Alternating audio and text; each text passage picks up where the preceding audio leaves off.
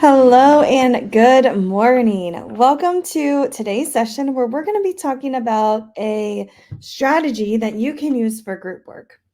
And it is the diamond instructional strategy. And when we're talking about diamond instruction, what we're talking about is group work that can actually kind of work where you're able to hear from every single one of your students. And I don't know about you, but before I used this strategy or used any strategy when it came to group work, I didn't really have anything in order for my students. I just kind of expected them to know what to do and how to collaborate together. And that always ended up really bad. I don't know if anyone else wants to share like a story in the chat, but I just remember I would say, go. And then I would go to different tables and I'm like, this is going to be great. And I would start hearing students talking about off task discussions.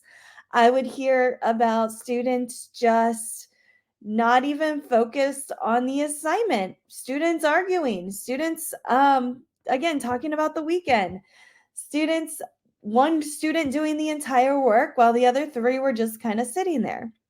So I don't know if you have ever had a similar experience like I did. And I think where I became really frustrated is I would go to professional learning sessions and I kept hearing that group work, collaborative work is really high in all of these different research strategies. And I was kind of like, there is no way that group work is a high impact instructional strategy. Like, there's no way. How is that a high impact strategy when my students are not talking about even the task at hand, right? And so I was just, again, kind of thinking through group work and that struggle and how research was saying this is a high impact strategy, but I wasn't seeing that high impact strategy in my classroom. And group work can be high impactful strategies, but it's about how we implement that strategy in our classroom. So I started to use different protocols in my classroom, and I'm going to share one today. And so if you wouldn't mind, go ahead and click that link in the chat to join the Cami. Make sure you sign in with Google. But again, I just had a lot of roadblocks when it came to group work. And so once I started using this strategy of using that diamond, I began to realize that yes, classroom discussion has a really high impactful effect size on our students. It's actually a 0.83. However, again, if you don't put your students in the right procedures or steps, it might not be at that 0.83 like I was when I was trying to do group work, and it was probably like a negative 0.83, right? Because it was off task. But when you have the right strategies and the right procedures in place, classroom discussion can be really helpful for your students' learning. So here is what we're going to be talking about. So we're going to be learning about the discussion diamond. This is, again, just one way that you can incorporate group work into your classroom. Discussion diamonds allowed me to have my students discuss with kind of a think, pair, share model. And it also promoted critical thinking. It promoted active listening. They also had to become respectful within their dialogue, where before I didn't have those protocols in place. And so my students, again, were kind of arguing back and forth.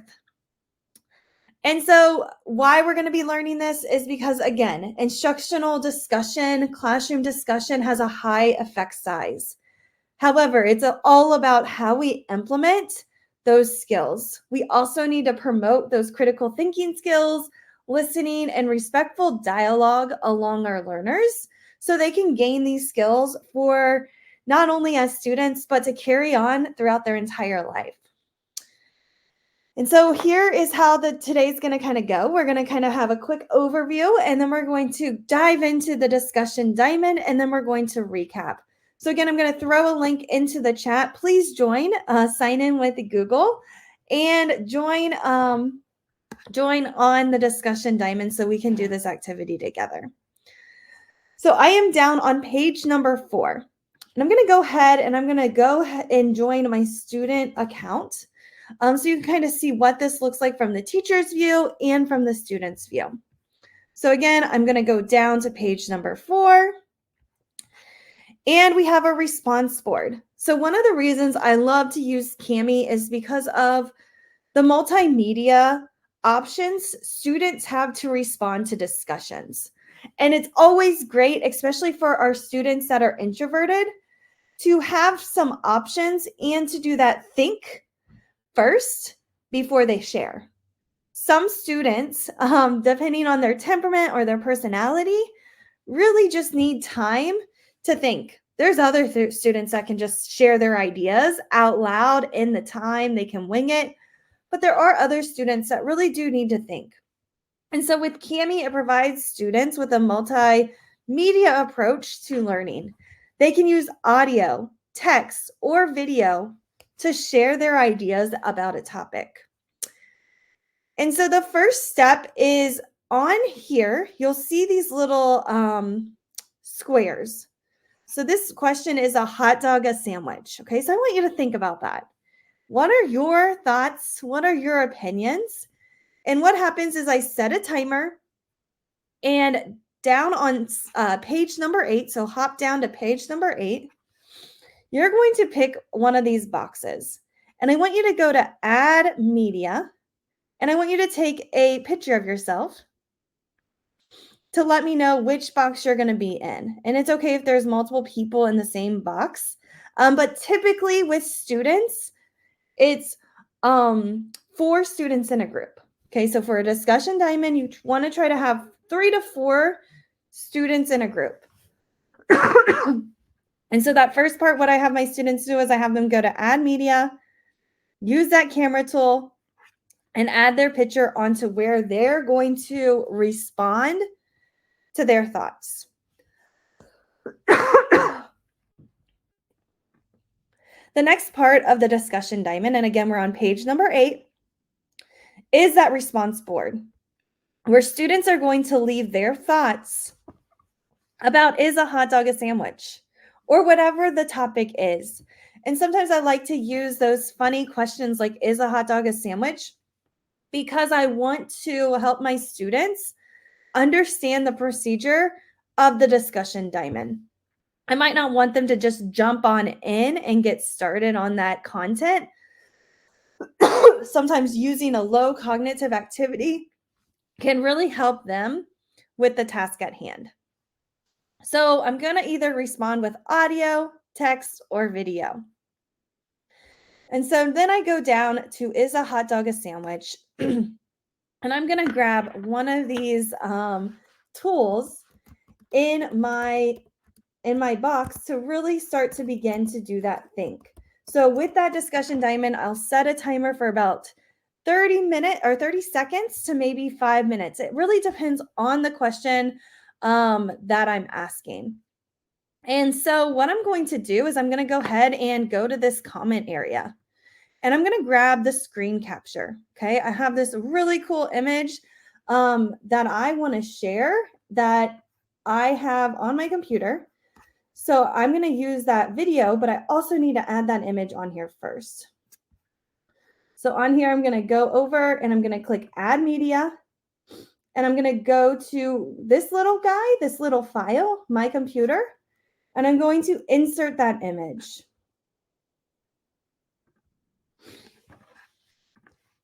And I'm going to go ahead and just kind of make this smaller right here. Okay.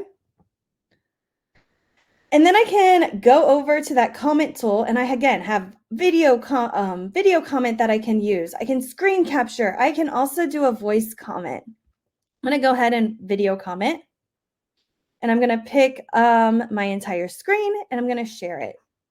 So is a hot dog a sandwich? This is a really good question to kind of think about and ask. And I found this nice little graphic to kind of help support my ideas. So what's really interesting is most Americans say no, it is not a sandwich. Actually, 61% of them. And what kind of happens is when we're looking at sandwiches, And the definition of it, it's usually a bun and a bread. So are 61% of Americans incorrect? Because I truly believe by definition that it is an actual sandwich, because you just need a top and a bottom, and then your meat goes in the middle.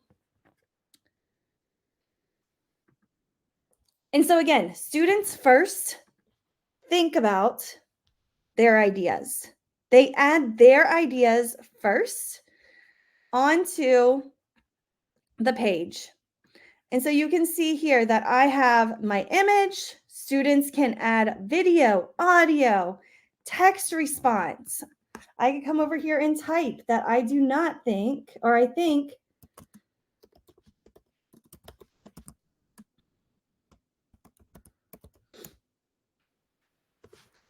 And then my students are able to, again, kind of go in here with the rich text formatting and resize whatever they need. And there is one of my responses. So then another student comes in. So let me go ahead and I'll use the sticker tool for this one to kind of just differentiate. So here's my second student. They're all working on their box at the same time, and they can see each other's responses. So again, if you've joined the Cami, you can go down to page number 8 and you're allowed to join with us. What you might realize is you're like, how did she add that video? How did she add that image? So I actually in Cami can go in here to the share settings and control the features. So what's nice is with group work or sometimes activities that are hands-on, some of your students will get ahead and then they forget all of the directions that you just talked about the activity. Or some of your students aren't listening. And so one of my pain points when it came to group work is I sat up there and I gave them all the directions of what the expectation was for that 20 minutes. But students weren't doing it. And so with Cami, I can chunk those directions with my students. So that first box, I wanted you to add an image. Okay, they went in and they added their image. Now that they've done that, I can go up here to that control features area, and I now can give them additional tools so that way they can do the next part of the task. So having that control of those features allows me to break down the task as needed. So I'm going to go ahead and turn every single thing on, and I'm going to hit OK. So now you have all of the tools that I have as the teacher. So I'm going to come in here and I'm going to say, oh, this is wrong. I don't agree. I'm going to try to delete this. As another student, students are unable to delete other students' responses. They can comment about this. They can add in thoughts or ideas, but they're not able to delete other students' work. Only the student that created this and the teacher is allowed to actually click on the trash can to delete whatever they need to delete. So you can see here, there's that trash can. I'm the teacher, so I can delete this, but other students are unable to delete different annotations. So what was happening is I would share a slide deck or a piece of paper, and only one student was doing the thinking. Only one student was doing the writing. Or I would share a collaborative slide deck and they would delete the background. They would delete the images, the videos, all of it. They would delete every single thing. However, with Cami, what I started to realize is that students couldn't delete. And so if they disagreed about this, they had to have a discussion about what they disagreed about, because they were unable to delete any of these annotations that were added onto this Cami assignment. And so now this student is going to go to comments, and they're going to use the voice comment. I do not think that a hot dog is a sandwich because the buns are connected. And with a sandwich, they should be separated. And I think that's really important to note, is that they're not separated. They're connected, but like a hamburger, they're two separate pieces. So this student, again, left an audio clip. Again, they could come in here and they could type their answer. They could draw an example of that connected hot dog. They could find an image from Google.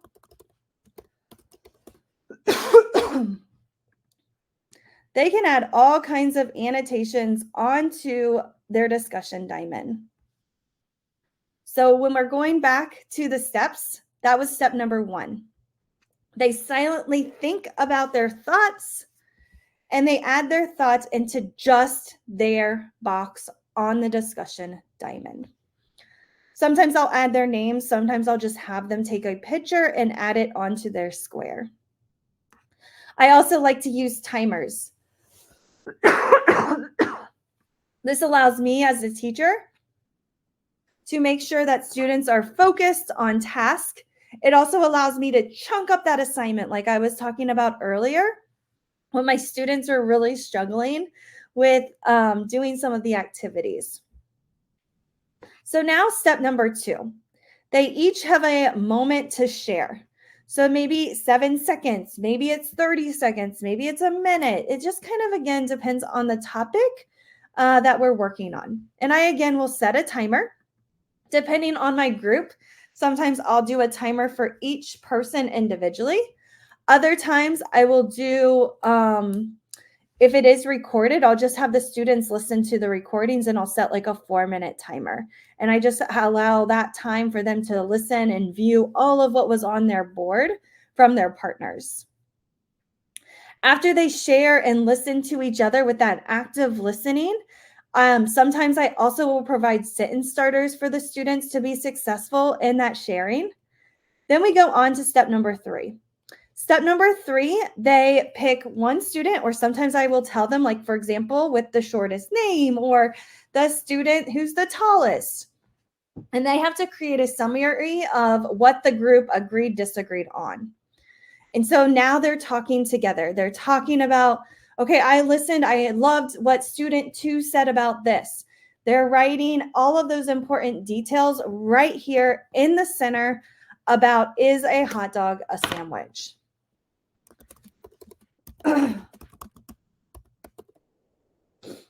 So again, you've got students that are adding their ideas around the board, but then they're coming together after they listen, after they hear all of those ideas, and they're adding all of their thoughts right here in the middle.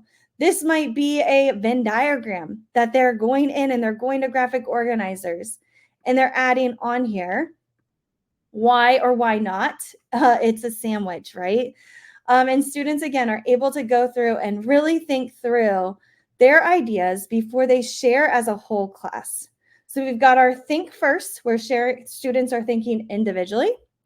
Then they're going to listen to each other's ideas. And then they're coming together to come up with that group decision that they're going to share with the entire group at the end. So with discussion diamonds, we've got students' choice. They get to choose the tools using Kami and how they want to respond. Do they want to respond via video, audio, images, drawings? They can kind of decide how they want to get their ideas out onto paper. They're also working on their perspective. They're working on creating their own opinion, but then also listening and hearing other people's ideas and providing their evidence. And sometimes they might hear another student and decide to change their opinion based on that textual evidence or that evidence that a student provided. And then they're solving. Students are working together to find a solution that reaches that compromise. They all have to agree on if that hot dog is a sandwich or not and provide that reasoning. And they're thinking about every single group member's thoughts on that topic. So thank you so much for joining today. If you need support, there is a one-pager that can kind of help you with these resources. And if you want more, I'm more than happy to meet with you one-on-one or connect with you on social media. So again, if you have questions or if you struggle with group work just like I did, hopefully there's someone else out there like me, or hopefully there's not. But I would love to connect with you. So here is my email. And also here's the link on social media if you want to connect and ask any questions. Again, I loved learning with you. I'm going to throw in that Cami link one more time that has all of the resources that you need for the discussion diamond. And I cannot wait to connect with you after the session. Thank you.